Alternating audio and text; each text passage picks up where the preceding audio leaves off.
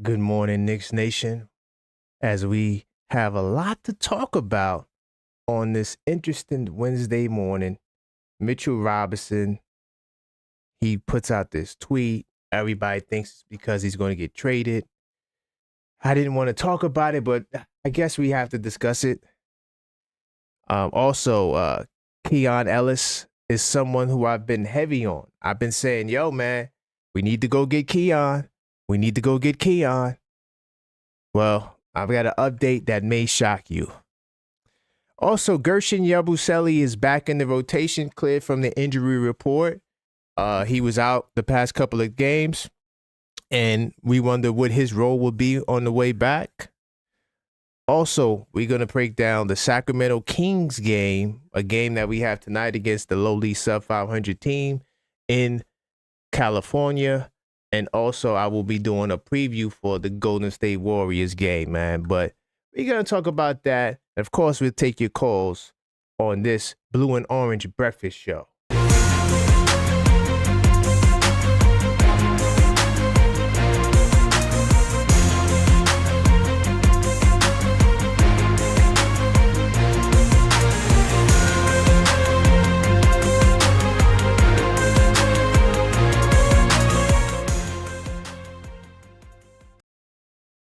Welcome to the show. I am your host, Karan Pierre, the objective fan, and I'm straight out of Kings County, New York City's finest, and you know the vibes. Tell everyone that we are live, man. And, man, welcome to the show. I want to give a big-time salute to the executive producer, Maxine. Big-time salute to everybody that's in the building early. I know you guys are on your way to work, and we got an action-packed show. Big time salute to everybody that was on last night as well, to all the vampires. See, I cater to everybody. I have a morning show for the morning people, and I have a night show for the night people. And then we do the post-game shows like we will be doing tonight. And so welcome to the show. I'm going to start the show by giving you guys a little preview around what took place in the league. Now, one thing about the NBA is there's always something exciting, right? There's always something riveting. Like, it's never without fail. And you always, sometimes you don't get what you think you're going to get. And then sometimes you get the obvious. But yeah, so I'm going to start there. So, hold on, let me get the news on the screen so you guys can see it. But man, it's been an action-packed week for the NBA. And as you guys can see, the Suns versus the Heat game. The Heat were able to get the win that we couldn't against the Suns. The Rockets, they beat the Bulls last night, 119-113. Timberwolves completely smacked Giannis Antetokounmpo, who says that he wants to stay there. If you want to stay there and get smacked, be our guest, sir. He got smacked 139-106 to the Minnesota Timberwolves. The Denver Nuggets beat the Pelicans. That's to be expected. But the game of the night, and this is something that I'm going to have to watch over because I was paying attention to that Warriors game and setting up for the show last night. But the Thunder beat the Spurs 119-98. So now how do you feel? Do you feel that this team is going to beat San Antonio? Beat OKC, because OKC redeemed themselves. SGA, I did see the recap. SGA turned up in the second half, and they had no answers for him. The Lakers, completely mollywopped the Hawks, and this was a game that the Lakers needed after getting embarrassed the night before to Sacramento. And Golden State Warriors last night, the team who we'll see on Thursday, who I will talk to you guys about, they got a nice blowout victory against the Portland Trail Blazers, 119-97. Of course, the Trailblazers are without Danny Avdia still, who got hurt in the game that he played against us. So that's all for the news around the league. Today, we got, of course, the big game against Sacramento, and there's some good games on the slate, like Philadelphia versus the Cavs. That might be something to all the League Pass people if you want to see later. You got the Nuggets versus the Mavericks. Interesting to see that game, too, without Jokic there, how those two teams match up. And that's pretty much it tonight. And of course, we got the Sacramento Kings, which is not the most entertaining game, but it's definitely a game that will be pretty important, right? So I'm gonna get into my first topic. We're gonna talk about. Let's start with Yabusele. Let's keep it light. Yabusele, he's back. We got some news that whatever he was dealing with, he's cleared. But I think with Yabusele, it's a lot of questions as to whether or not he'll play, because I thought that usually what happens in this situation, like with Trae Young, is that they'll keep a guy out and they won't play him, right? And so I'm curious to see what happens with Yabusele back in the lineup, because do you play him because you're shopping him?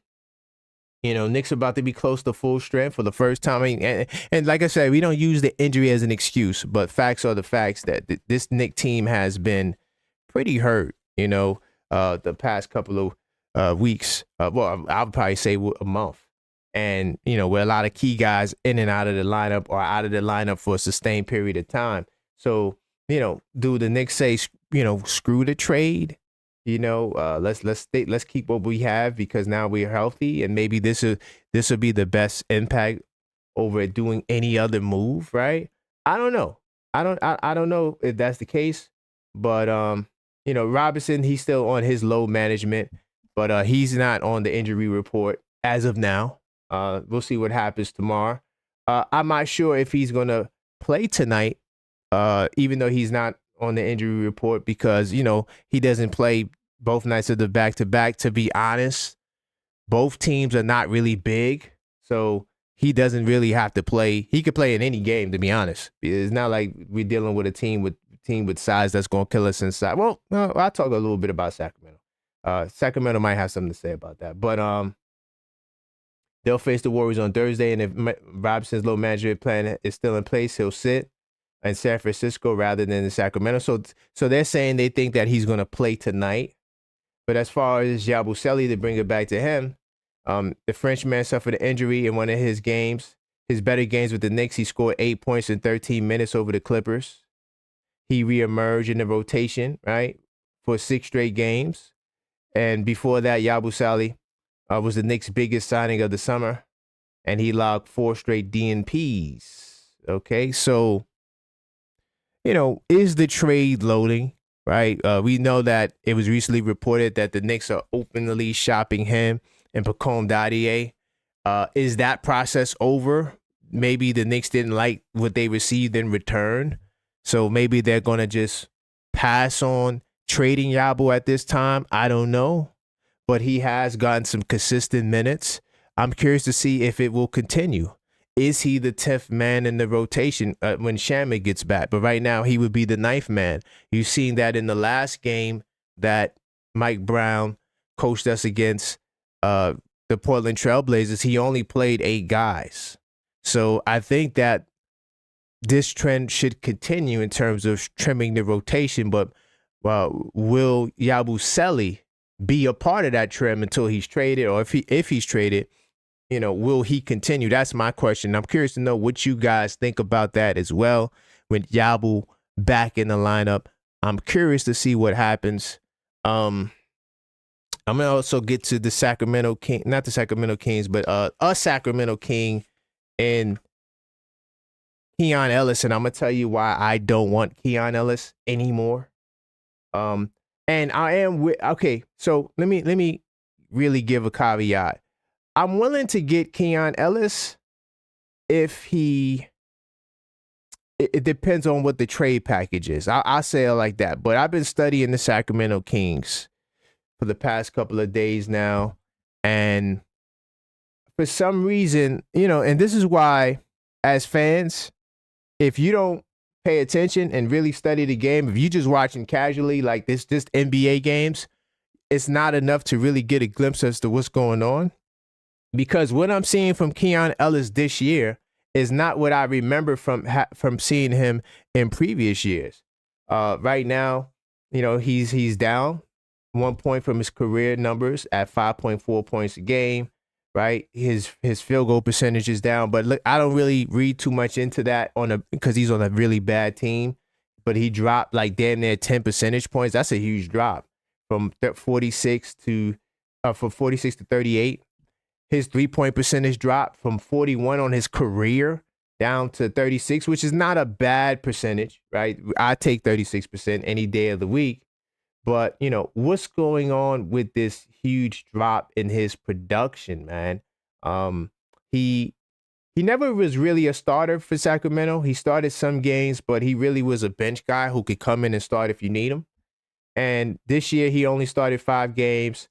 He's only getting 17 minutes a game, which is his low. Not I'm gonna say his low, but it's ever since he's been in the rotation, this is his low, right? As a King, he's only been in the league 4 years, still young, but I was not impressed with what I seen from Keon Ellis because in watching the games, he's too passive, man.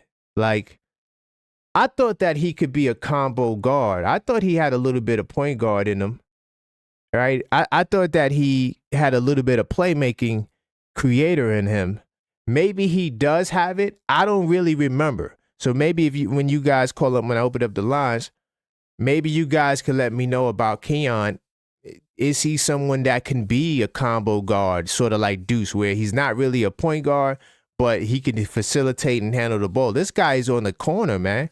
He is a corner boy 2.0. This dude, he doesn't dribble the ball at all. As soon as he gets the ball in his hand, he passes it up. You might see him cross that half-court threshold maybe twice a game, bro. He is not a primary ball handler. And I feel as though, even though he's 6'4", 6'5", more like 6'3" to me. Like he looks small. He doesn't look like a 6'5" guy. He doesn't have the towering presence at all at his position. He looks like he blends in with a regular size guard, to be honest. I'm keeping it real. And I'm not saying that that's a problem, but it's just, I thought that he could create a little bit more than what he's doing. Now, I'm not saying that he can't. Maybe I'm off. But based on what I've seen, and I've watched a lot of Kings games, and I'm watching him, and it's just the same thing, and I'm going to talk more about the Kings. They got other guys that do more of the facilitating on that team. Now, the good thing is he does defend 94 feet, right? So if you add him to your team, he's going to pressure the ball 94 feet, right? He can guard the opposing team's best guard. He was tasked with Steph Curry the other night guarding him. And, Steph Curry I think he had a solid game that game. I can't remember what he scored. But Steph Curry definitely had a solid game that game. And I'm not putting it all on Keon Ellis. The Sacramento Kings are just bad, right? But another plus for Keon Ellis is he knows Mike Brown's system. He is a Mike Brown guy, and I'm not sure if this is entirely accurate, but he was someone that Mike Brown favored, right? Now, is the sentiment still the same in 2026? I don't know. But here is the reason, y'all, why I'm saying, man, we might have to stay away from Keon. And the reason why I'm saying that is because Sacramento reportedly put out there they want a first-round pick. They want a first-round pick. And initially, salute to my man Fritz, who I will be on the NBA Economy tonight at 2 p.m., well, this afternoon, not tonight, but at 2 p.m., he called in and he pitched a deal where, we could give Washington their pick back because it's in the air. There's no guarantee you're going to get that pick. But if we'll take their OKC pick that they possess, and from there, so now we'll have that late first round pick. And then I said, well, I would like to pitch it for Keon Ellis. And after watching him closely, like studying him, I don't think he's worth that pick. I don't see the Kings moving him for that request. Maybe they could get 2 second rounds, but I don't think they'll get a first round pick for Keon Ellis. I would not trade a first round pick for Keon Ellis. I would trade Pacome Dadier for Keon Ellis. That's it. Hey, you want a first round pick? Pacome Dadier. Outside of that, yeah, I don't think I would sacrifice the team because he's like a Mitchell Robinson at the guard spot, kind of like a Frank Ntilikina, So I don't know about that. If that's the right decisions for us to make at this time, right? No, not the Keon Ellis. Maybe it's the way he's being utilized, but I hadn't seen it. I just got to keep it real. I'm always going to keep it real, and I definitely hold on. Let me make sure I plug this in before the laptop dies. So back to the drawing board, guys. Definitely back to the drawing board. But in the meantime, I'll see you guys after these few messages. Real question. Do you actually know basketball or do you just watch it? Because most fans watch games and talk, but they're not breaking anything down. No tracking, no documentation, no real analysis, just reactions and baseless opinions. 82 Nights changes that though. Over 200 pages to analyze what you're watching, track rotations, break down patterns, highlight players, take actual notes. That's how you go from someone who watches to someone who knows. That's how your basketball IQ levels up. Link in chat, hardcover or soft, stop guessing, start documenting today.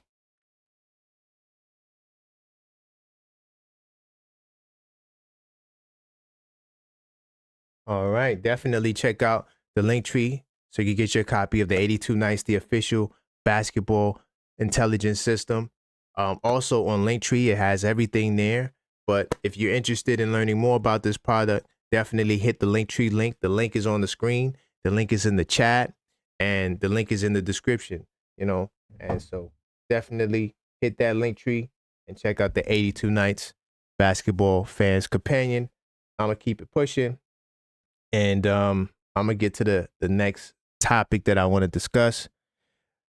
Mitchell Robinson, man, he's someone who is a very, very polarizing figure on this team. And he's somebody that it's I don't know, man. It's every year he has one of these episodes, and honestly, man, I'm gonna keep it real. I don't think that it's cute anymore. I don't think it ever was cute, but it's like, you get in the fans in the uproar and a frenzy. You claim you don't care about what people think, but your account is on private. I've never seen a celebrity who doesn't care about what people think that have their account on private. Like, to me, it just doesn't make any sense, man. Of course, this is the tweet or the Facebook post that everyone is talking about. But I wanted to show you guys something else. Let me see if I have it, because he has a history of stuff like this. Let me see if I still got it. But so, okay, it started with this. What does this mean? I didn't talk about this last night purposely, right? Because someone has to explain to me what the hell this means, right? I don't know. What's about to get real, right? Oh, let me get this on the screen. Someone has to explain this to me. What is about to get real? Could you explain it to me? I don't know, Mitch. And then if you read the comments, it gets crazy.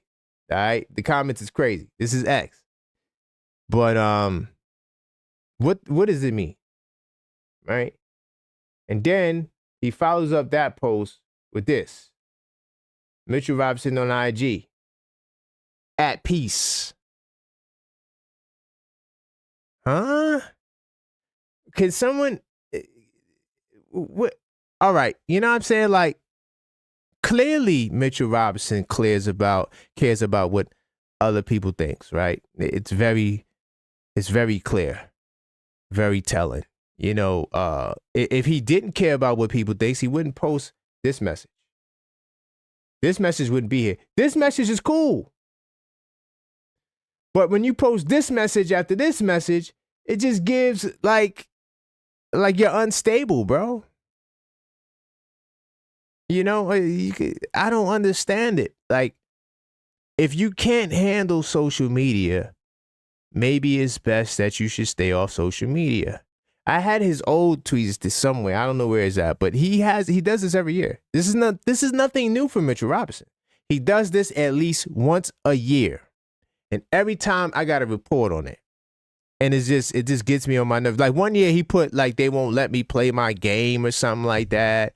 And then everybody was like, oh my God, they're holding Mitch back. All the Mitchettes out there. Oh, they're holding Mitch back. What are you doing? And I'm like, dude, like Twitter is the place to communicate with the fans certain things that we like to hear. Like if I was his PR person, I would be like, yo, there's no reason for you to do cryptic tweets. People like you. Just continue to show off your monster car collection and all the things you got going. I think you would be way more successful doing that versus causing a stir with this. And it's not detailed. There's no video of you working out, right? And then I gotta wake up. I'm doing, my usual news stuff, and I'm sourcing for seeing what the hell's going on with this team, and then boom, I get this article that pops up, and it's like, what the hell is going on? I don't know. And then when he's asked a real question like about his contract, free agency uncertainty, I tell you this every time, brother. I let my agent handle that. That's what you got an agent for. Let them do your expletive. Okay? Now, I'm not saying he's wrong for responding like that, but clearly there's something there. The brother's too emotional, man. I'm emotional. Had to let you go. Like, this is Mitchell Robinson, man. He's too goddamn emotional, bro. We gotta stop. But us having to decipher what's going on. He still didn't sign his contract. Of course, Leon Rose doesn't talk to the public, so we don't know what the hell is the plans there. He's been demoted to the bench where he belongs because him starting is just not have been effective. But yeah, I don't know what else to expect from Mitchell Robinson, a guy who has been a polarizing Knicks figure and someone who, hasn't really lived up to what a lot of you guys think he is because injuries. Of course, that's no fault of his own, but at the same time, Mitchell Robinson has kind of been a big time disappointment. So you know what I'll do, Maxine, if you don't mind, we could, if you guys want to call up, I'll start with taking some calls. 646-995-8389. Call up, let your voice be heard. And let me know what your thoughts are on some of the topics that we talked about. I'm gonna get to the Warriors game and the Sacramento Kings game. Definitely. I'm curious to know your perspective on what where I am now with the Keon Ellis deal. Is Keon Ellis someone you even wanted? I don't know. I thought that he was a solid pickup, but I didn't realize that he was the guard version of Mitchell Robinson, where all he does is corner threes, too passive. Let me salute to some people in the building. I see my man Buzzer Beater in the building, channel member. Salute to who else is in here? My man Cool Breeze. He says too emotional. Facts. By the way, while we wait for people to call up, definitely if you want me to spend some time, if you got something you would like to share and you would like me to read it, go ahead and hit the Linktree link that's in the chat, and you can send a little $5 donation and I'll get to it and I'll read your message and I'll spend some time breaking it down. Especially if you have something integral that you would like to add to the conversation and you don't want to get on the phone. Of course, the 3-minute rule applies, especially for the morning show, because, we got to keep this thing moving pretty fast and pretty steady. So to everybody that's listening, if you on your way to work or if you at work, so I understand that, the calls might not come in as frequently as it usually is. But if you would like, you could, call in or send this message. So that way your voice can still be heard on this show.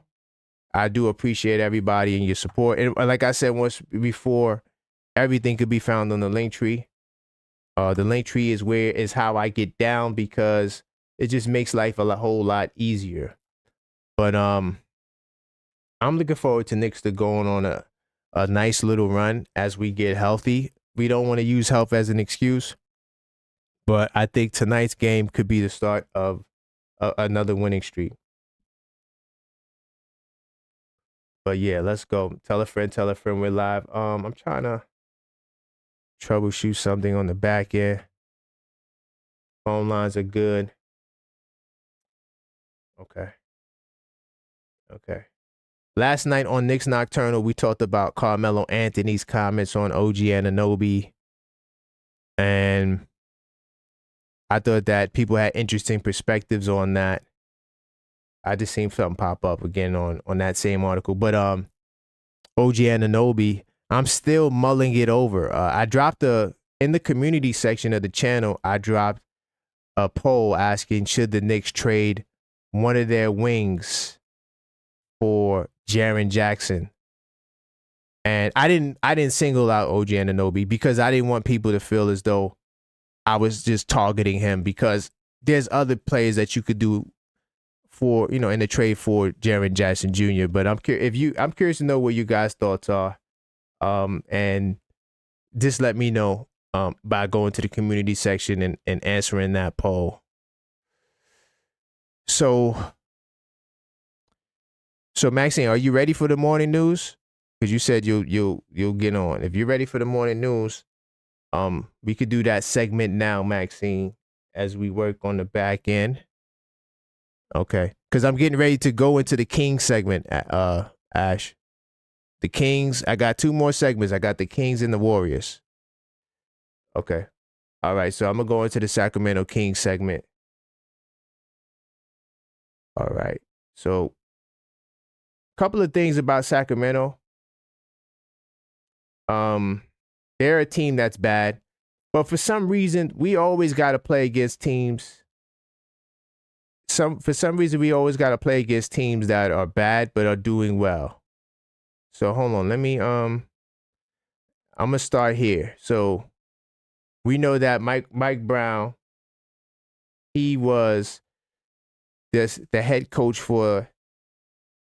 Oh, hold on, that's the wrong article. Mike Brown, he was the head coach for the Sacramento Kings. So he definitely will take his talents back to Sacramento in his first game against his former team. So, this game, even though, like I said, Sacramento, they're not a good team, so we should really wax them on paper. And I'm going to get to all of the analytical stuff in a second as to why we should. But, this storyline, I think that it really makes this game a little bit more intriguing than it normally would be, because this is his first time back there in Sacramento. And, Mike Brown, he said, here's what he had to say. He said, what happened, when it happened, you process it really, he's talking about him getting fired. When it happened, you process it really quickly. And then literally my wife and I, we went to Australia for UFC 313, Mike Brown said. We went to hang out in Brooklyn. We hung out in Puerto Vallarta in Mexico. And then we went to St. Bart's. I probably shouldn't say all of that, but in this life, you got to keep it moving forward. You can't really beat yourself up if you try to guess what should have happened and why it happened and stuff like that, right? Life is too short, and when stuff like that, and life is too short. And that's what he said about his experience after being fired while he was on vacation, doing his thing, hanging out with his wife and enjoying life. And then boom, all of a sudden he receives this news. And this is why I keep telling you guys, there's no such thing as loyalty in basketball, bro. There's no, oh yeah, I'm doing this for my family. Can you give me some time? No, they decide they'll get rid of you at any point in time. So what Jalen Brunson did is an anomaly. And you guys should really praise Cap for doing that, because the overwhelming majority of players understand the game, that you don't sacrifice for a team that will cut your throat just like that. One minute they love you, the next minute you're out of here. You're on the first bus smoking. right? And so Mike Brown has experience moving on after getting fired 4 times as an NBA coach. And this is common. Most coaches are fired, right? And then you go on to your next opportunity. No job is permanent. Look at Mike Tomlin in football. He retired. He stepped down, not retired. He stepped down from the Steelers job. So, no job is permanent. And so he's no longer the coach of the Kings, right? The Knicks, of course, we have championship aspirations at 25-14. Kings are 10-30. And so, yeah, Mike Brown, he talks more. I mean, I don't want to read the whole article, but there was a quote where he said that Sacramento, they're going to want to beat him up. Oh, but here's a good quote. He says, Brown's back in Sacramento in a much better place than where his team Kings are. And he says, yeah, it's a little emotional, but at the end of the day, the fans, if they cheer for me or hug me when they see me during the game, after the game, trust me, they want to kick my you-know-what, and the Knicks, you-know-what, we want to do the same. So, yeah, it'll be interesting how they embrace him. I think that they should give Mike Brown flowers because he took that franchise is mediocre and he actually gave them some hope. I mean, there were people that were like really thinking the Kings were championship contenders. I did some NBA panel shows and people were like, yo, Sacramento, man, they could win it. They could get to the finals. And I'm like, pump your brakes. I never was sold on that. But, Mike Brown is somebody who definitely, brings that to the table. He brings that to the forefront. As far as the actual game, I'm going to talk about some things just preview-wise, what I seen and watching this team. Salute to everybody if you just joined the show or if you're new to the channel. I'm going to talk about the Sacramento Kings. I was watching them like I'm a fan of them and really analyzing them and saying, okay, what is this team going to bring to the table? They won their last 2 games. But in the previous 3 matchups against us, we have been successful. I mean, we literally, we own the Kings. We've smacked them 133-104, 143-120, 120-109. I mean, we usually dog walk the Kings. Just based on that alone, we should smack the Kings, right? But past progress is not necessarily an indicator as to what will happen tonight or in the future, right? But it just gives us chances and probabilities. The Knicks probably would win tonight. I mean, they are minus 11.5, and usually that's good enough to get the job done. Honestly, in watching the Sacramento Kings, y'all, they are not proficient in anything.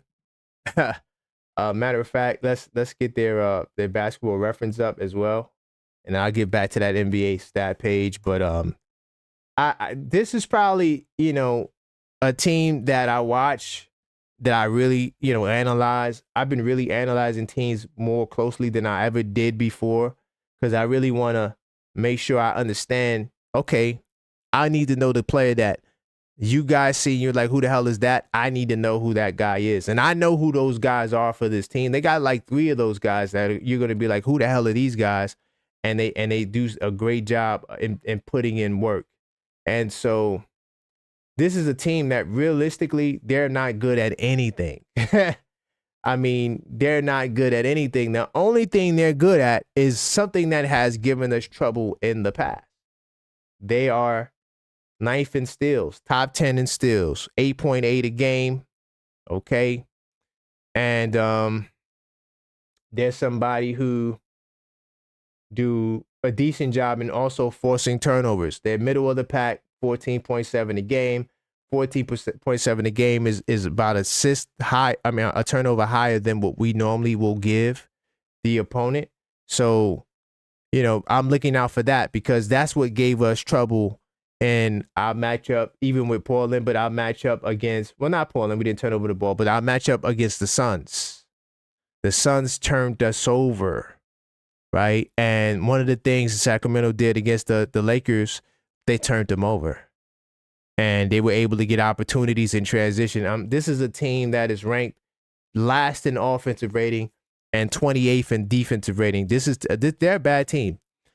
Now, part of the reason why that they're a bad team is because they have a lot of guys in and out of the lineup. Sabonis has a significant injury he's dealing with, and then Malik Monk, he's been in and out of the rotation with some DNPs, right? Zach LaVine just came back. He was out for I think an 8 or 9 game stretch, right? So they've been alternating rotations. Sabonis is realistically their best player, even though he doesn't average the most points. This Kings team is a very weird team, bro. Because when you look at the names, if I tell you a team with Zach LaVine, DeMar DeRozan, Domantas Sabonis, even with an aged Russell Westbrook, right? And then Keegan Murray, who's also missed time. Don't forget Keegan Murray, who's their 5th option, right? Dennis Schroeder suspended. Malik Monk. Just those 7 names alone, you would think, okay, that team is a playing team at least, right? But these guys missed time. Sabonis only played 11 games. Zach LaVine played 27 of the 40 games, right? Russell Westbrook's been there for mostly every game, but Keegan Murray's only played half the games, right? Dennis Schroeder has missed 10 games. Malik Monk had some DNPs, wasn't really hurt, wasn't really out due to injury, and they also got our man Precious Achiuwa. I'll get to him in a second. But, this team is a very interesting team. Like I said, they don't do nothing well. But part of it could be the fact that they hadn't had their guys, and now they're still hurt. They still got a whole lot of injuries. Let me tell you all the guys that's out for them right tonight. That's going to play. Of course, Sabonis is not going to be there. He's been out for a long period of time. Keegan Murray's not going to be there, right? And no Dennis Schroeder because he's suspended, right? So those are 3 of their key core players. Not to make any excuses, but if you don't have those guys, it's going to be hard to be effective on most nights. So more than likely, what I expect is a team that looks like this, like what these numbers are telling us. Another thing, Mike Woodson is their assistant coach on the Kings. To those of you that didn't know where Mike Woodson was, well, he's in Sacramento. How the hell he got there, I don't know. But, Mike Woodson, Sacramento Kings assistant. Yeah, it's a sinkhole. They also are 26 in threes. Let me see. My numbers may be off a little bit because I took these notes down a couple of days ago. But they shoot 34% from the 3-point line, which puts them at 20. They're bottom 10 in the league in 3-point percentage. They don't knock down the 3 ball. Recently, they have, though. In one game, they shot 61%. And I couldn't believe my eyes. I was like, how are they shooting 61%? But then they did it against a defense in LA that was terrible. So, Lakers defense is trash. And of course, we don't make no excuses, but Reeves wasn't there. Reeves actually is their best defender on the perimeter, besides Marcus Smart, when he plays. But I'm talking about on the starting lineup when they go with Reeves and Luka, he's their best defender. He wasn't there. So it just looks lopsided, and Marcus Smart, for whatever reason, doesn't start. Don't ask me to explain what the Lakers do. That's a whole nother scouting report for a whole nother day. But they torched them. They cooked them. And DeMar DeRozan, realistically, is your biggest problem on this team. Now, Zach LaVine always used to kill us, especially when he was with Sacramento. He definitely is somebody who, in recent games, in the win against the Lakers and the win against the Rockets, he was someone that was doing a lot of the facilitating and playmaking. They would give it to him at the center of the floor, in the nail area, and where he can operate in that mid-range. And the Lakers had nobody that could guard him at all. None of those guys were equipped for what DeMar DeRozan brought. So OG Anunoby, definitely is going to have a night against him.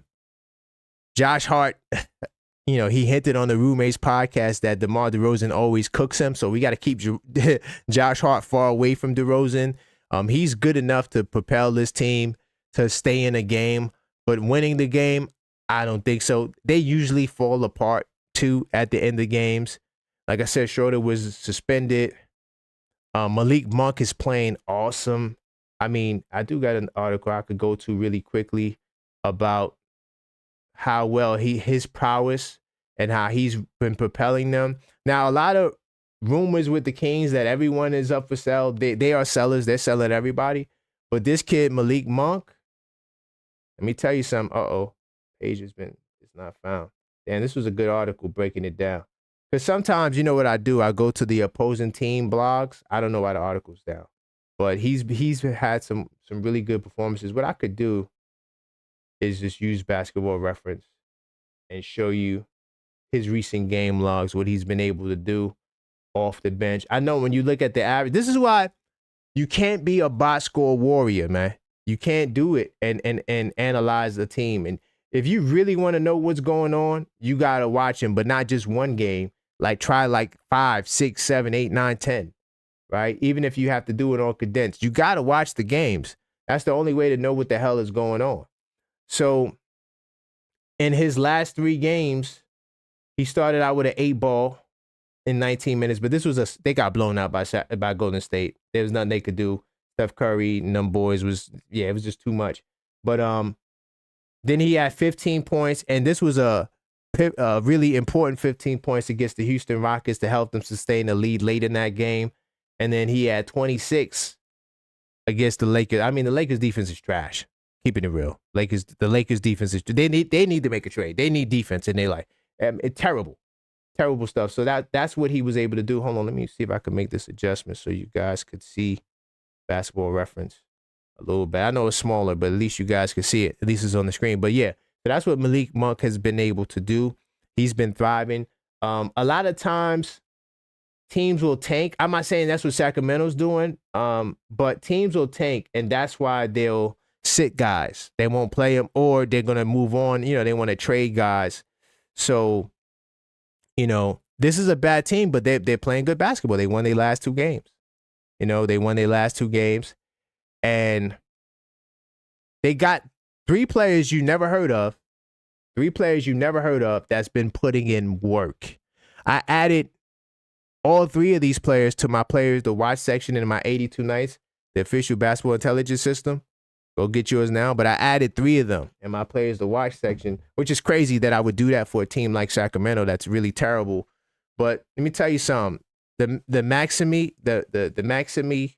Renard kid, solid, bro. Walking double-double. He's right now, he's filling in for Sabonis. And he's doing an amazing job. He had 12 and 11 against Sangoon and beat the Rockets.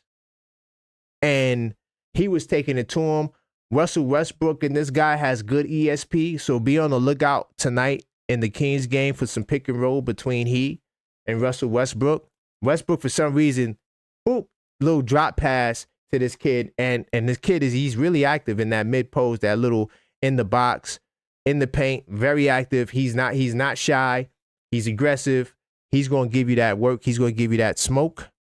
So look for this kid to really, be effective, right? So this is my first kid you never heard of. He's a rookie, Maxime Renard. You never heard of him if you hadn't watched Sacramento. I'm going to give you the next kid who I was the most impressed with. This kid right here, his name is Dylan Caldwell. 6'10", plays the 5, right?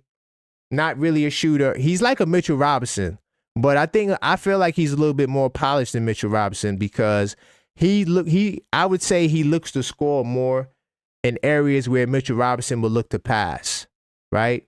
This kid, to me, has a bright future, right? He defended LeBron, so he could defend big forwards too. So he's not just relegated to the paint. He'll block shots. He rebounds at a great rate. He had 10 rebounds off the bench in the Houston Rockets game. right? To also bring that fire and spark off the bench that they needed. But he's a little agile. He's a lob threat. He's a pick and roll. He's a threat in pick and roll. And he's only played 12 games.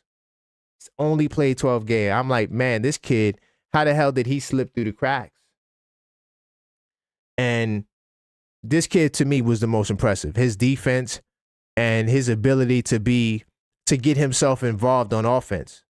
And he's somebody on that offensive glass, man. I'm telling you, Mitchell Robinson, if he plays tonight, and this is what I was saying earlier, that, Mitchell Robinson can sit out both games, but if I wanted to play him, I would play him against Sacramento. It's for this kid. This is the reason why. This kid can give you nightmares. He can give you trouble. Now, when you would never know this unless you watch the game, because when you look at it, he played 13 games, 4.3 points, 6.1 rebounds. You're like, okay, this kid, why is he so special? But he hasn't been getting no time. Of course, with Sabonis going down and guys in and out of the lineup, this kid has gotten a lot of opportunity in recent times, and he hasn't disappointed. And there's another kid that you never heard of that I added to my 82 Nights basketball system. And it's this kid. His name is Neek Clifford, right? This is a kid they drafted. This is a kid who I seen in reports that he is not on the trade block. They're willing to trade anybody besides he and somebody else. Can't remember who the other person is. It was he and somebody else. But anyway, Neek Clifford, he's somebody who that had, once again, 36 games, 5 points. You wouldn't know nothing about him. He had a 20 ball against the Houston Rockets, putting in work, put the pressure on Houston. And he's somebody who could facilitate and make plays at 6'5". This is the kid that okay. The reason why I think Ellis is used the way he's being used is because of this kid and the fact that they got a whole lot of, they got Schroeder, they got Westbrook, they got Malik Monk, who does a lot of ball handling.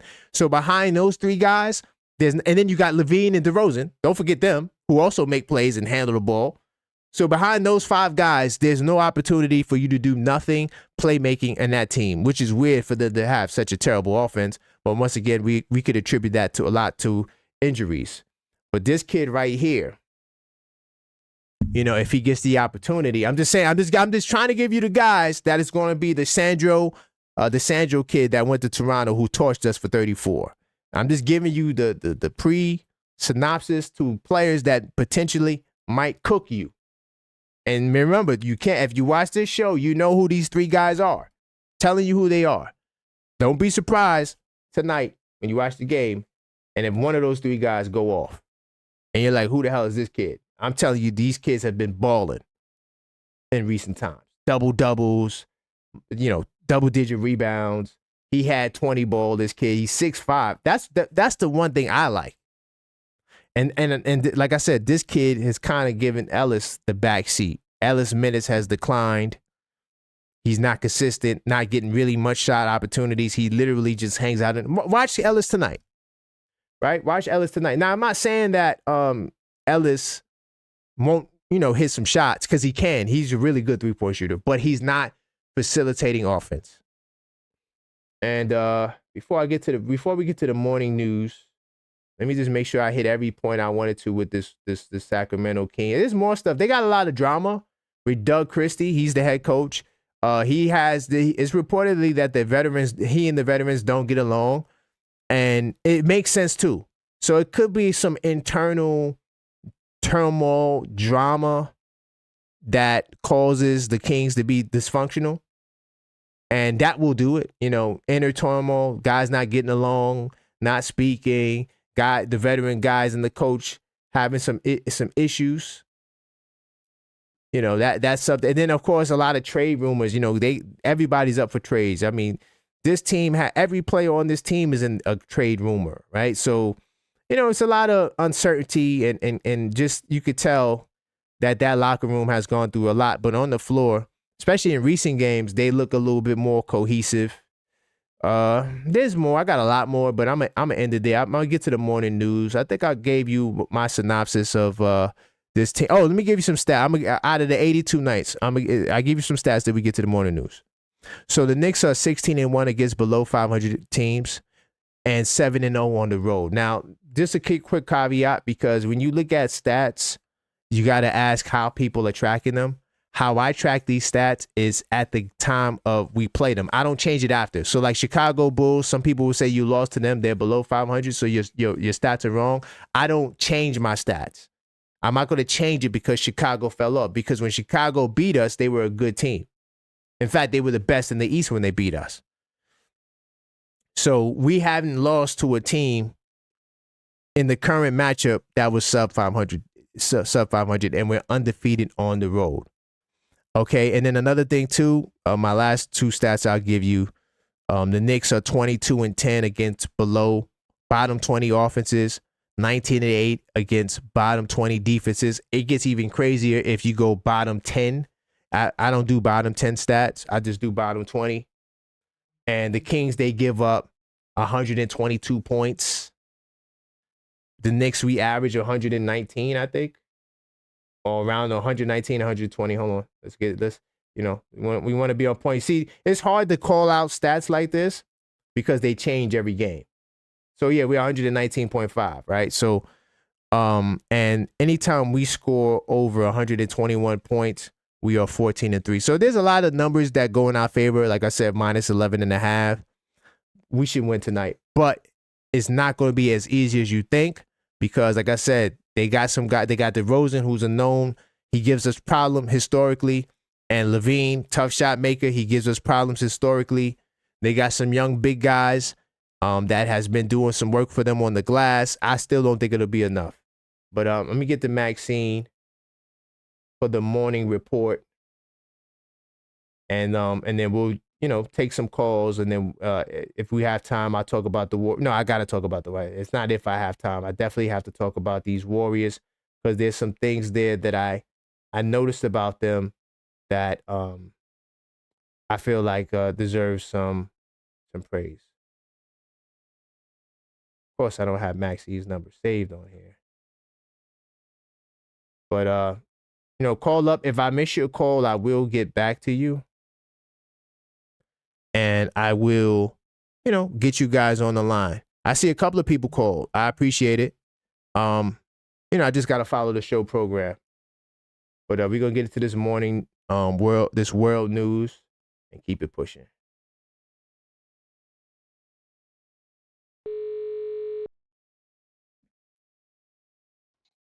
Good morning, good morning, good morning. Good morning, Maxine. Good morning, OK Nation. How's everyone doing?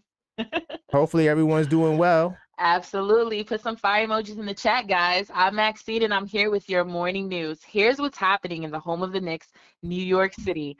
First things first, Mount Sinai Hospital has fired nurses ahead of a planned strike.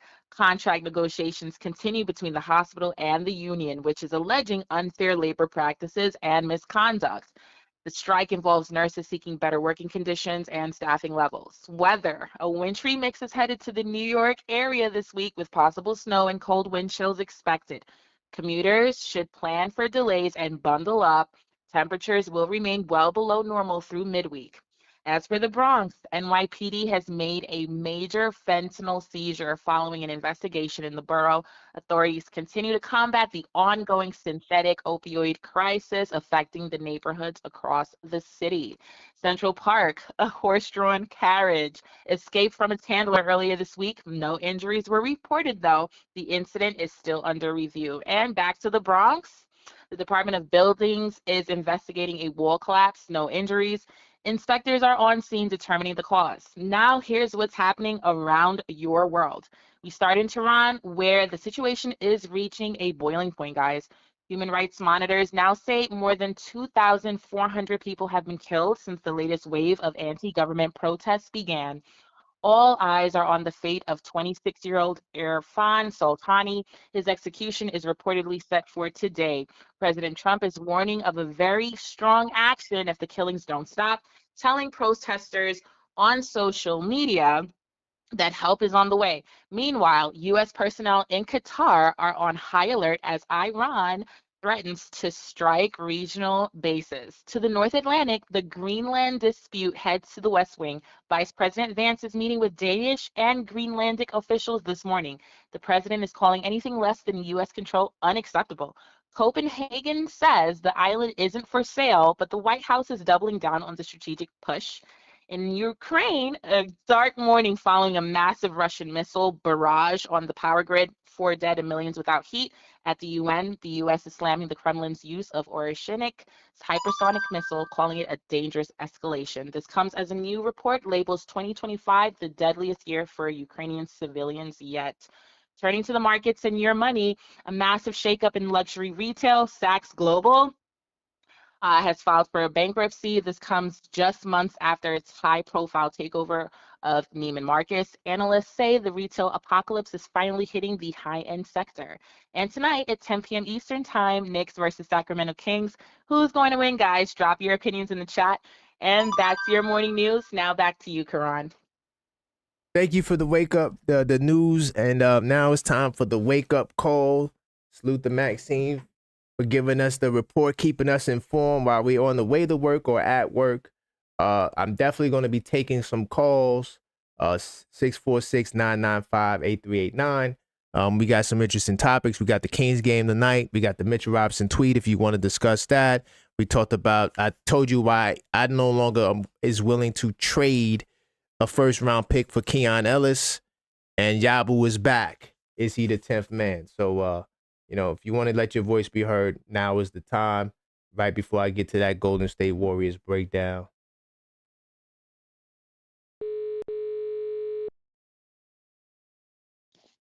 Good morning, peace. It's Miss Champagne. How you doing?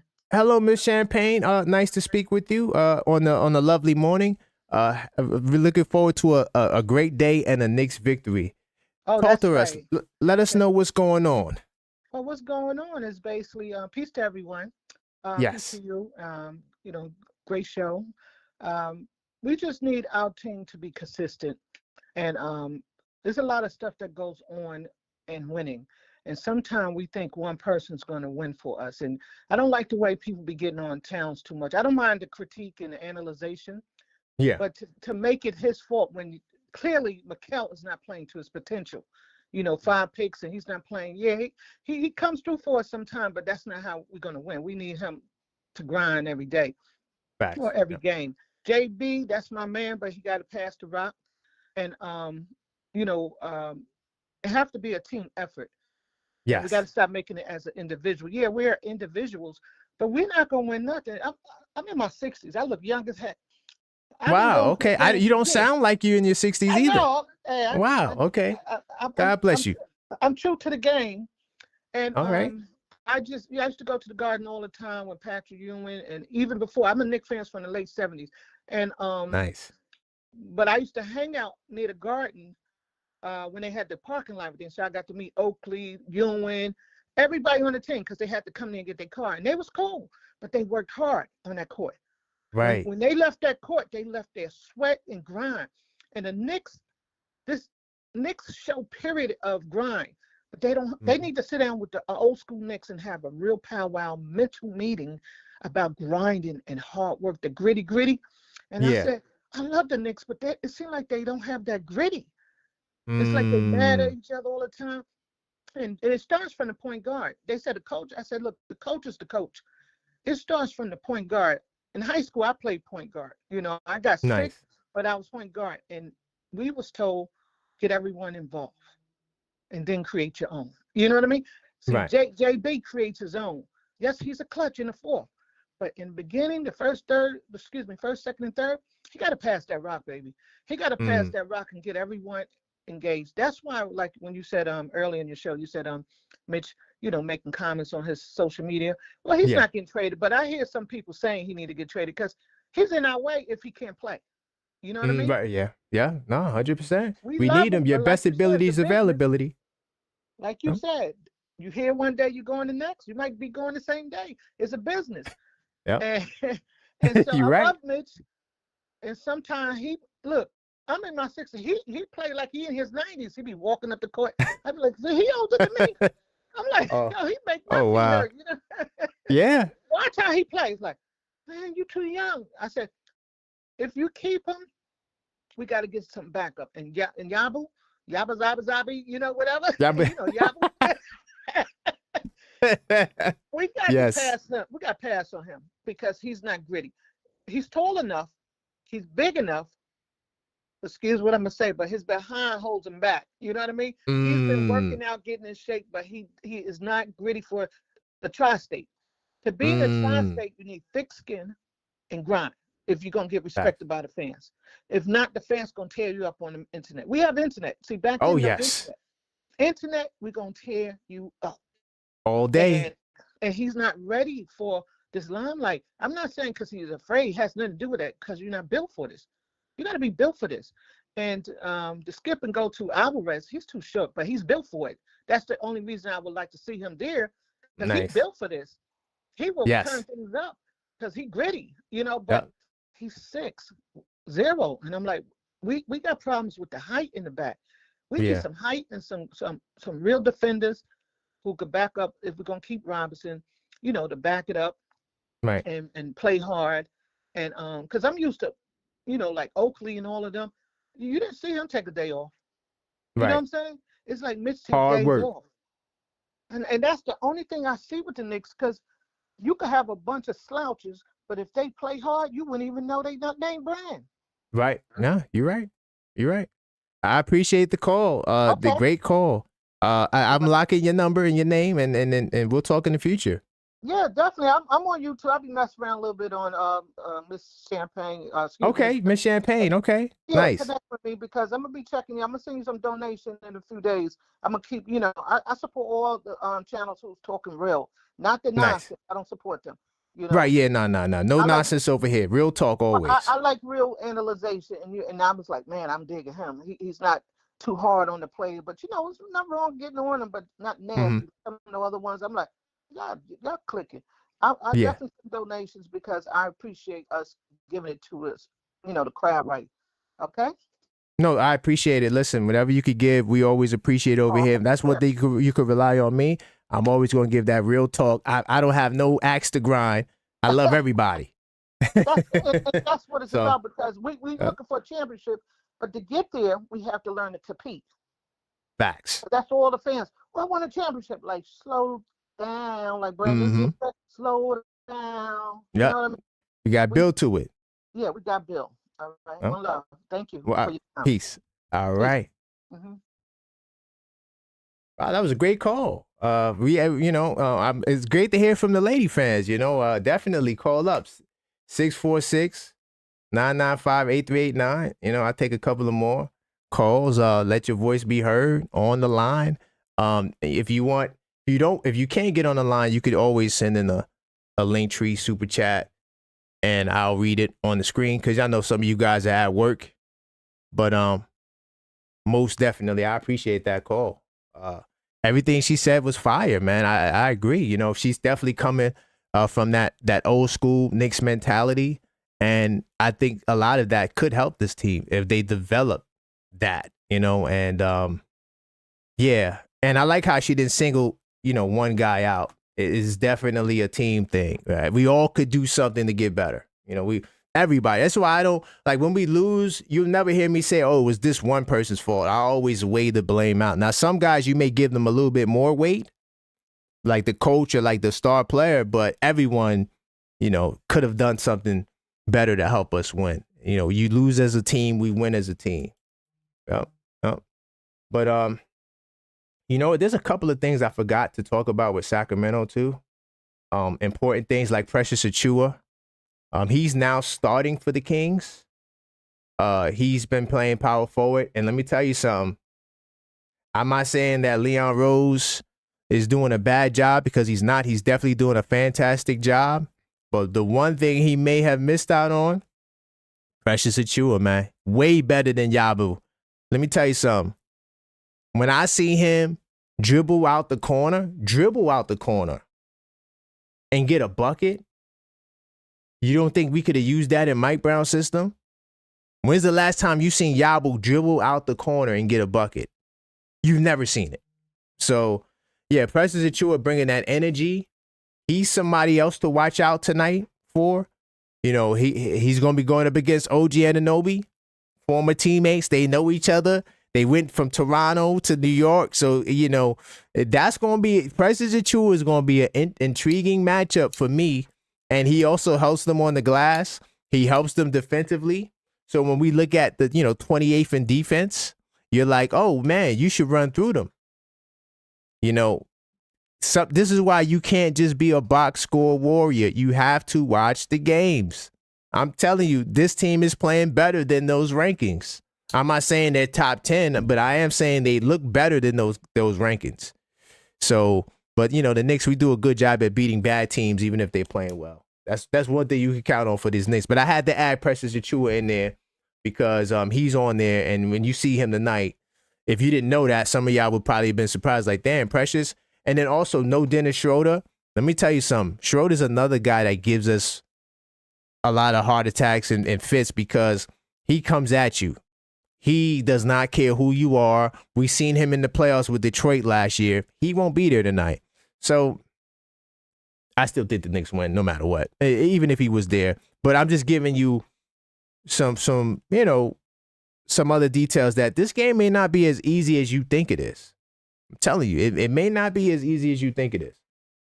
But before I move on to Sacramento, I'm gonna go to another commercial. So before I get back to the content, I do want to let you guys know I created a new Linktree page, linktree.com/theobjectivefan.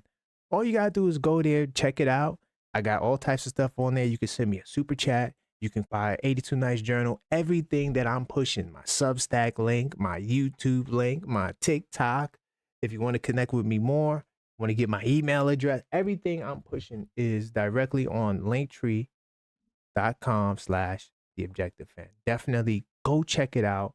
Scan the barcode, link in the description, links everywhere, and you will be able to access more of me. Now I'll let you get back to the content. But before I do, don't forget to subscribe, like the channel, like the video, so more people can check out the video. But also, if you are a subscriber, consider joining the channel. All right, definitely hit that link tree. The link tree is where I get down. All my links is there. This makes life simple. I'm tired of having links all over the place. People would ask, where could I check you out at? I'm like, yeah, you could go to YouTube. You could go to this. You could go. No, just go to Linktree. You can scan the barcode. You can hit the link and go there and check out everything that I got going. In the meantime, I was looking at my my Golden State Warriors stuff because unfortunately, I had to prepare for 2 games. Because usually when I do this show, it's just 1 game and I'm out of there. But because I'm not going to be here tomorrow, I got to talk about this Warriors game too. To give you guys some perspective on Golden State. I'm gonna tell you right now, Golden State is another team. When you look at their record, right, you prejudge them as I go into research mode, right? You'll prejudge Golden State and you'll say, oh well, they're 8th in the West. They a couple of games over 500. Yeah, we should be able to cook them. They're not going to do much, right? They only got a plus 2.3 differential, which I've been tracking all year. It's hard for them to sustain anything above this mark, right? They only average 115 points per game, not a high powered offense, right? You look at the numbers, and this is what we do because we don't know. So we just, we box score watch, and that's okay. But when I get on this mic, I'm letting you know right now, I don't box score watch. I actually watch the games so I can put this into practical, useful knowledge that I can understand the reason why they are where they are based on the numbers, because the numbers don't tell the whole story, right? And I always call it stats with context, right? The one thing that always will trouble you with Golden State, and honestly, they're probably ones that initiated the 3-ball high amounts of threes in this era is Golden State. They are number 1 in 3-pointers made and number 1 in 3-pointers attempted. Okay? Number 1. They get up 44 a game. They shoot a lot of threes. Okay, they attempt as many 3 balls as they do 2-point shots.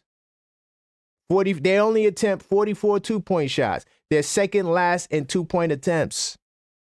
This team wants to shoot threes. When you watch the Golden State Warriors, the way they play and run their offense, this is where Mike Brown gets a lot of his stuff from. Paint and spray, trying to get Brunson off the ball, because Steph plays a lot off the ball. That's one thing that I really give Steve Kerr and even Steph.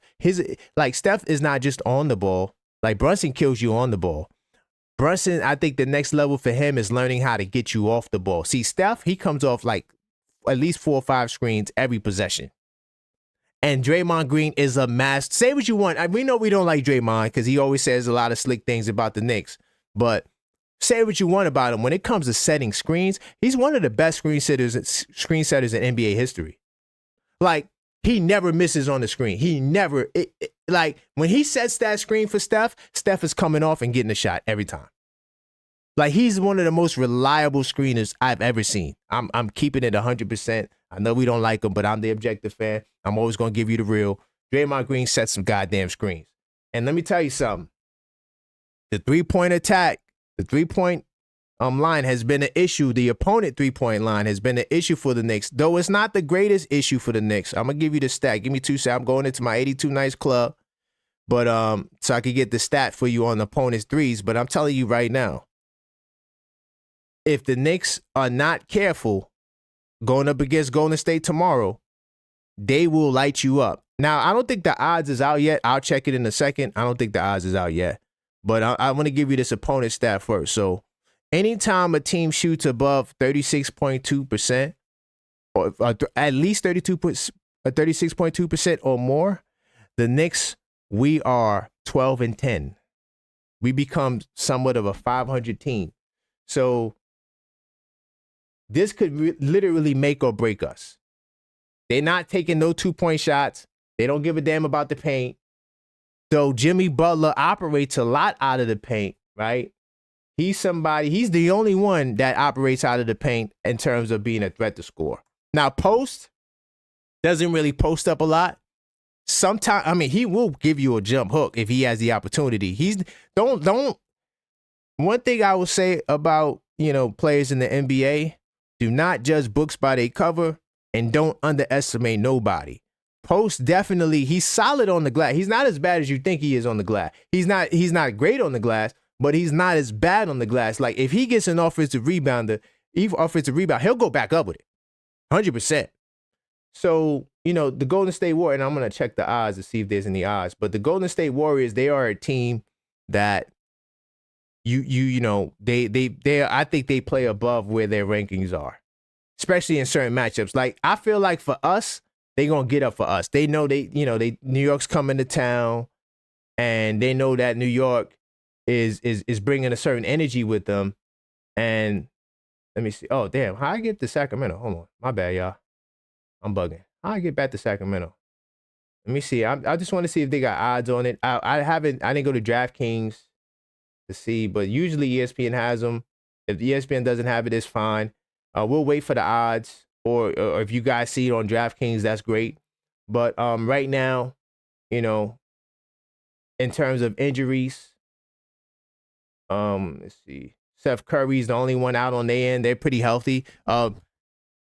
They got some issues too, I feel like, in the locker room. We've seen Draymond Green walk off the court, during a timeout, right? And go head to the locker room. So this team has issues as well. And I think that's part of the reason why they're not performing as well as they should, right? And I'm going to go to their team in a second so you can see who's on their team. But they got a pretty good team. They move the ball, right? Everything that Mike Brown talks about from an ideals perspective, Golden State does that on the offensive end. They play the way exactly how Mike Brown wants to play. They're a much better offensive team to me than their ranking. Right now, they rank as a number 16 offense, but they are a number 7 defense. And this is for real. Golden State defends at a high level. Believe it or not. Listen, you would think a team that has post at the 5, oh man, they soft. No, sir. They do a good. Now, they're not proficient in the paint, right? They're not proficient in. I'm gonna give you a stat on that in a second, but this is who they got. They got Steph Curry, Jimmy Butler, Kuminga. I said Kuminga. I was trying not to do that. Kuminga, he only played 18 games. Okay, Kuminga has only played 18 games. He started 13 of them. So early, I thought this is what my narrative was for Golden State. You know, because we all have narratives, and this was my narrative. Oh, look, they're trying to devalue. They're trying to devalue Kuminga. Well, they tried to last year by not playing him, and then he wound up selling him for the 2-year, $45 million, which I know to us, settling for that sounds like great money. But for him, he was looking to get, you know, that 6-figure deal. And one of the things they do is they'll sit you out, put you on the bench to try to diminish your value. And I felt like that's what was happening with him last year. So when this year came around, he was starting early on. And then all of a sudden, it doesn't start going right. And this is the Steve Kerr playbook. When it's not going right, you got to change it up. Got to change it up, because that's where Mike Brown gets to change it up from. Right? They always got like the most different start lineups in basketball. But they've been starting this last lineup. The last like 10 games, they had the same starting lineup with Curry, Post, Green, Butler, and Moody. That's been their consistent lineup for the last 10 games. But before that, Kuminga was there. And then now, because it's not working right, Steve Kerr blames this brother. And now he was the third scorer at only 11.8 per game, but he still was the third guy that was the guy in the offense, and now he doesn't play. And the rumors are, the reports are, they're actively shopping him. But I think, you know what, the reason why we're not seeing more trades is because I think teams need a reality check. They're trying to trade guys, and they have these expectations of, like, Sacramento wants a first-round pick for Ellis. Have you watched Ellis play? Like, do you think that someone is willing to give a first-round pick for what he shows us? No. So I think a lot of teams have these high expectations, and teams are like, nah, we're not giving you that. Nah, we're not doing it. So I think that's what's happening here. But it's a shame. This kid, Kuminga, is talented. I think he's the third best player on the team, but he doesn't play. Then they got this Podziemski kid who does solid. But this kid right here, let me tell you something.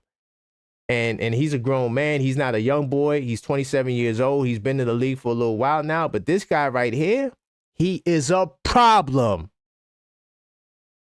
Let me tell you something. This guy, DeAnthony Melton, is a problem.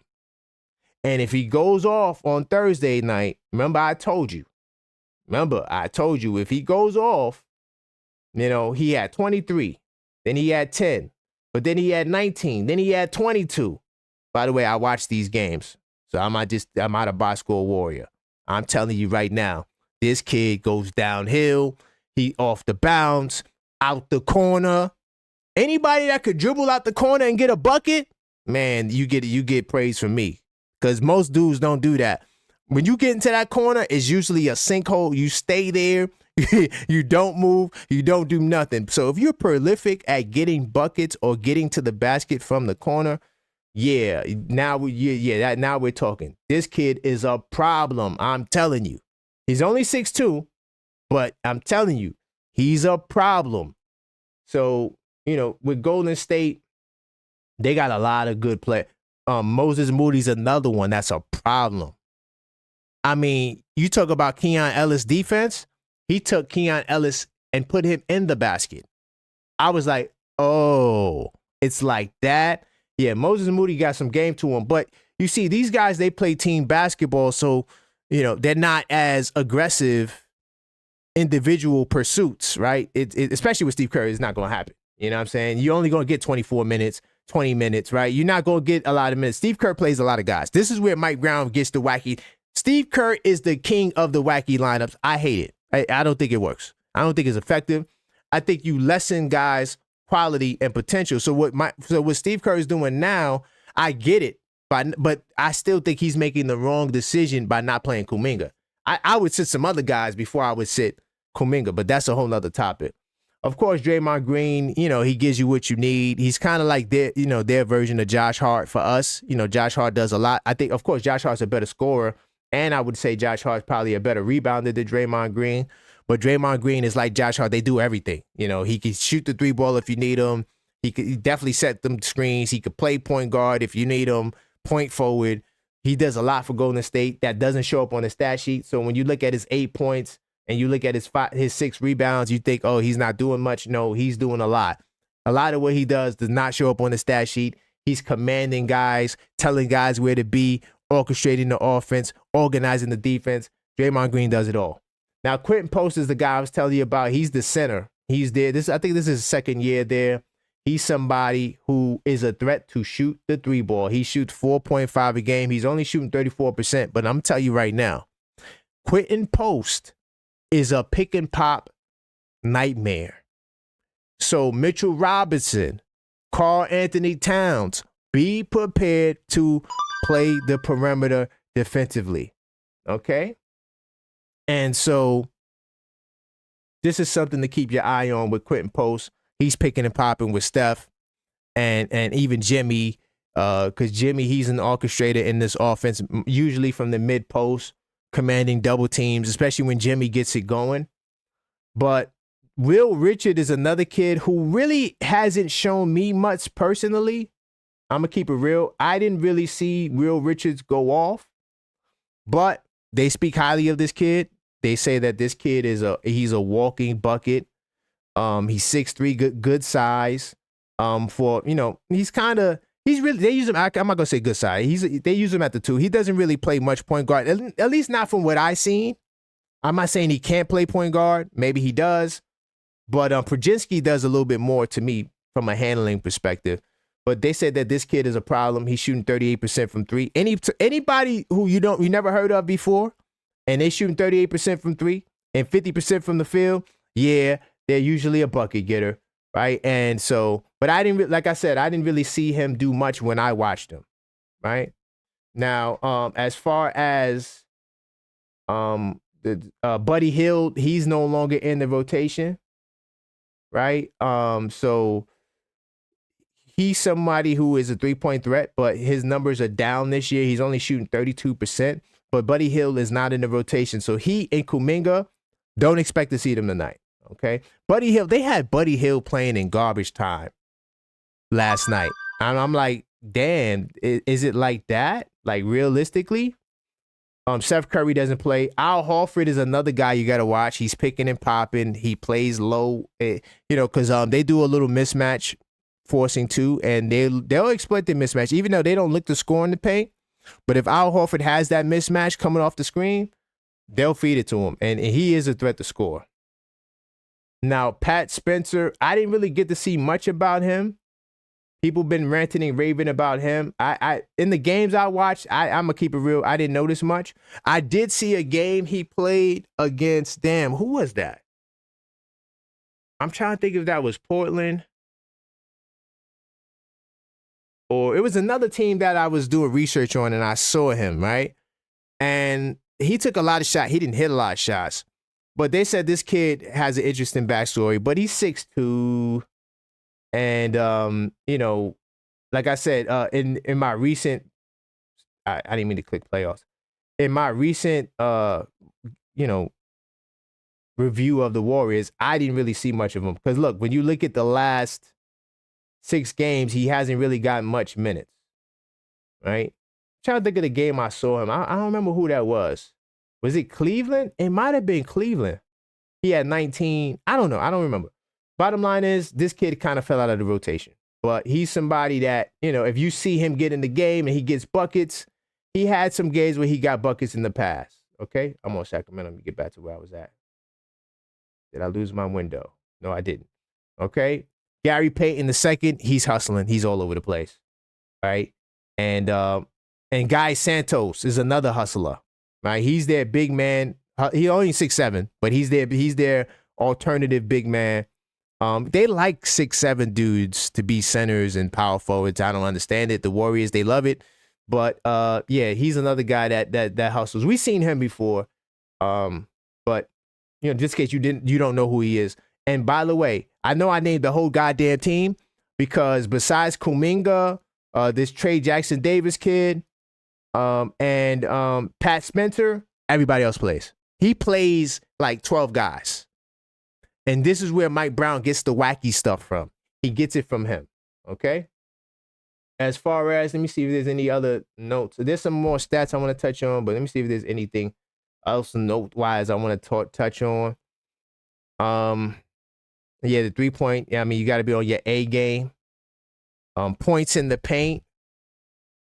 The Golden State Warriors, on average, give up 51 points in the paint. Right? That's the average. Anytime the Knicks score 50 or more paint points, we are 13-3. So if they give us 51 paint points, yeah, we gonna put in work. They can't. They got to keep us off the paint. They can't allow us to take over the paint. Now here's the other numbers that's not so pretty. The Golden State Warriors, they're a pretty solid home team. Let me get the exact record for you. The Golden State Warriors at home, they are 14-6. Okay. Now remember, our record against 500 and above teams is 9-13. But on the road, here's the dagger. On the road, we are 1-10 against 500 and above teams. That is terrible. So no, it's not just the road that gives us trouble. No, it's not just the 500 and above teams. It's those two combined. We struggle on the road against teams with good records. That's just how it's been all year. And I think overall against top 10 teams, I think we're 2-5. 2-5 against top 10 teams. And how I judge my standard for top 10 teams is based off of percentage, winning percentage. Okay, that's how I judge top 10 teams. So, yeah, Houston, we may have a problem with that Warriors game. This is why I said that if there's one game we're going to drop or two games we're going to drop against this little West Coast run, it's going to be to Phoenix at least one and then Golden State because, just the numbers. When you look at the numbers, it's not looking that good. Okay. But other than that, I think that, we are the superior team. I would say they're the better defensive team, but besides that, I think that we do everything else better than Golden State. We shoot at a better percentage than they do from three. We rebound better than them. We score more than them. We hold opponents to fewer points than them. I mean, it's a lot that we do against Golden State that I think that gives us the edge. And I can actually put those numbers on the screen. I didn't do it for Sacramento, but I could do it for Golden State really quickly, just so we could get a look at some of the things I'm talking about visually. But other than that, I think that the Golden State Warriors are a formidable opponent. And why am I on Sacramento? Why am I doing this? Hold on. I'm sorry, y'all. I copied the wrong link. Let me get the right link. Bam. It's like my mind is on Sacramento because we got to see. I told you I'm a little frazzled. I had to do 2 games on one show. But yeah, when you look at the points, I mean, we score more than them on average. We out rebound them. They got the edge with assists though. So yeah. And then steals, like I said, they're really good at steals. So we got to watch that. We got to watch the turnovers against this team. But other than that, we shoot at a higher clip than them, and yeah. We got more firepower than them, 100%. Like all right, we got guys that average more, that produce more and do more on the offensive end. All right, but that's my Golden State Warriors take. Let me see. Final call for calls on the way out. Maxine, are we good? Is there anything else that I missed? I got to make sure I got to touch base with my producer. Make sure I did everything. I think I played every commercial. Okay. I'm communicating with somebody behind the scenes. Once again, I got a show that I'm doing today on the NBA economy at 2 p.m. We're going to be talking about trade ideas. I got some interesting trade ideas that I want to share. By the way, Miss Champagne, I'm sending you a message. I see you on the back end, what you were sending me. Oh, we do got a super chat.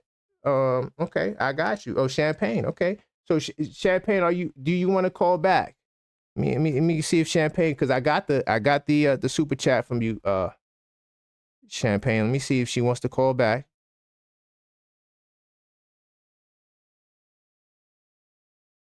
You know, I appreciate the support, man, 100%. And if you need to see exactly where the link tree is in the chat. It's in the chat. It's in the comments. And you could also get it in the description of the video. So I make sure I put it everywhere so you guys can get access to it. And but yeah, call up and let your voice be heard. I'm gonna see if she wants to call back. But I appreciate the donations, guys. I appreciate the support, man. The Blue and Orange breakfast show with launch with me and Maxine, you know, in the morning times. Great. Okay, all right, cool. She does it. Okay.